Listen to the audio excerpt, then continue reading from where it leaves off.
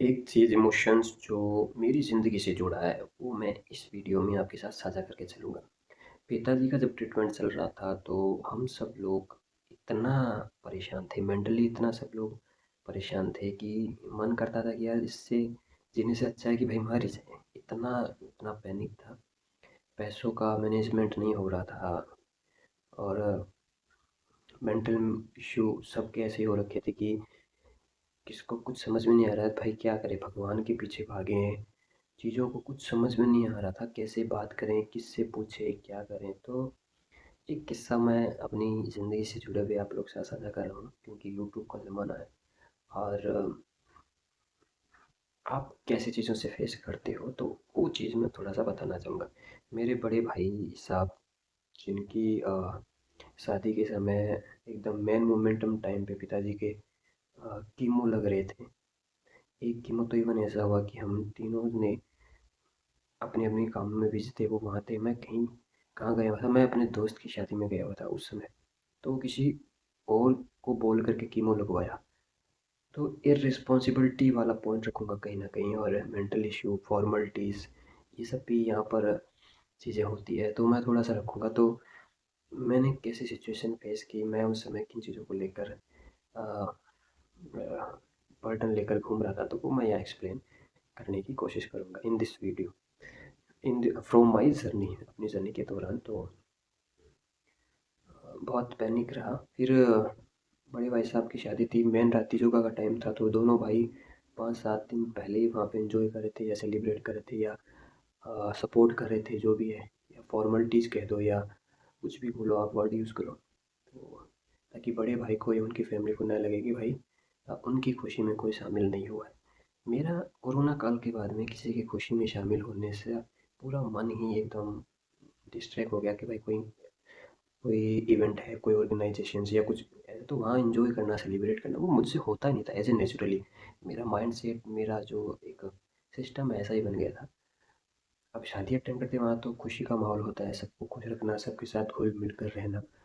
मैं बिल्कुल इसके जस्ट अगेंस्ट था। तो और मुझे कोई परवाह नहीं कि सामने वाला मुझसे क्या एक्सपेक्टेशंस कर रहा है और मैं उसके एक्सपेक्टेशंस को फुलफिल नहीं कर पाता तो मैं पीछे हटता नहीं, कहीं नहीं जाता।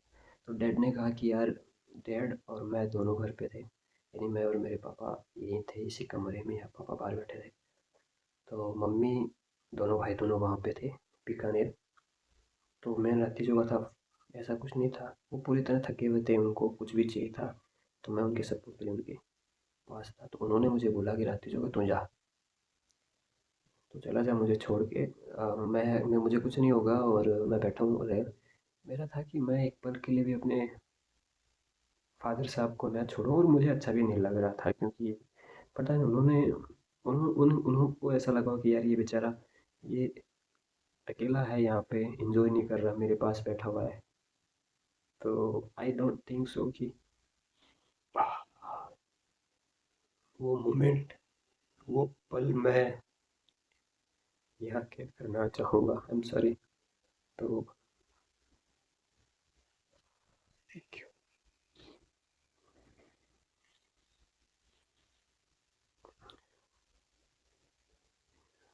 तो मैंने कहा मुझे नहीं जाना, मुझे यहीं रहना है आपके पास, मुझे कोई शौक नहीं है, मैं मुझे इतना हुआ नहीं, नहीं जाना पड़ेगा, जाना तो पड़ेगा। कैसे नहीं जाएगा। उन्होंने बहुत प्रेशर किया मुझे क्योंकि माधव जो है बहुत क्लोज है, हार्टली भी।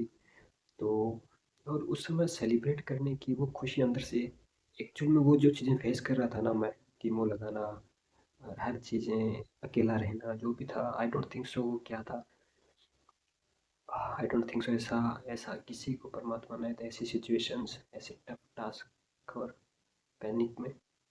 तो मेरा मन नहीं था, फिर भी पापा ने कहा भाई तू जा। मैं गया, कपड़े वपड़े पहन के वहाँ गया और वो अकेले रहे उस समय यहाँ घर में। तो हम लोग चारों वहाँ थे, वो पूरी रात अकेले रहे होंगे उस सिचुएशन में। तो आई दिस, ये चीज़ें कितनी अजीब है ना। सो वो जैसे करके मैं आ गया और थोड़ी देर गया, रुका वहाँ पे, देखा सब अच्छे अच्छे से इंजॉय कर रहे हैं। तो पर मैं ज़बरदस्ती सी फॉर्मेलिटी होगी वो, आई डोंट थिंक सो, लोगों ने क्या सोचा, पर उन्होंने कहा भाई आ गया, ठीक है, बैठ गया, थोड़ी देर उनका डांस देख लिया और मैं वापस भाई आ गया। मुझे सबके साथ घुलना मिलना रहना अच्छा नहीं लगता भाई, सीधी सी बात है। और मैं थैंकफुल हूँ कि मुझे मेरे पापा के पास रहने का मौका मिला। मैं बहुत लकी इंसान हूँ, बहुत बहुत ज़्यादा खुश नसीब।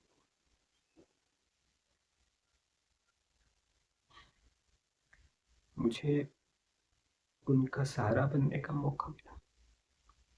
भले ही मैं उनको कोसता रहा हूँ कभी कभी कुछ चीज़ों को लेकर के, कभी गुस्सा होता तो उन्हें भला बुरा भी कहता, लेकिन मैं उसका शुक्रिया कहता हूँ कि उनके अंतिम समय में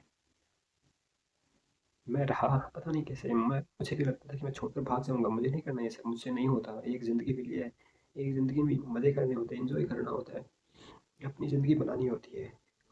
what is the formalities, what is the, ये सब चीज़ें क्या है। मैं हर बार मैं छोड़कर भागने की सोचता, लेकिन कहीं से ताकत आती।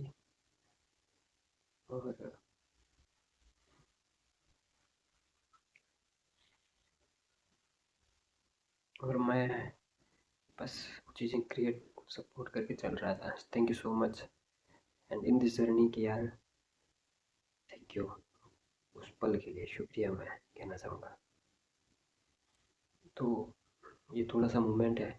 और वो फिर हम शादी भी अटेंड की हम लोगों ने, मेरे पापा भी वो माधव की शादी में गए और उन्होंने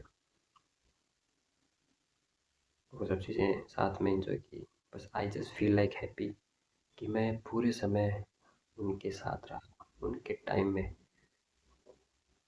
और मैं उस परमात्मा का धन्यवाद देता हूँ कि उन्होंने मुझे के साथ रखा हमेशा। Thank you very much. देखो, ये नहीं फर्क पड़ता कि भाई कौन कितने समय रह रहा है, लेकिन शुक्रिया। मैं भी नहीं रहूँगा, दुनिया में कोई भी नहीं रहेगा इवन। ये सिस्टम किसने बनाया, किससे बनाया, कब आना है, कब जाना है, कब किसके साथ क्या होना है। I just share emotionally video with you from my journey. भक्ति भाव बहुत हो गई यार, but I just collect A video from my heart. So I am thankful for everything. शुक्रिया। मिलते हैं ऐसे किसी और वीडियो के साथ। मेरी जर्नी में क्या क्या होता है वो सब आपके सामने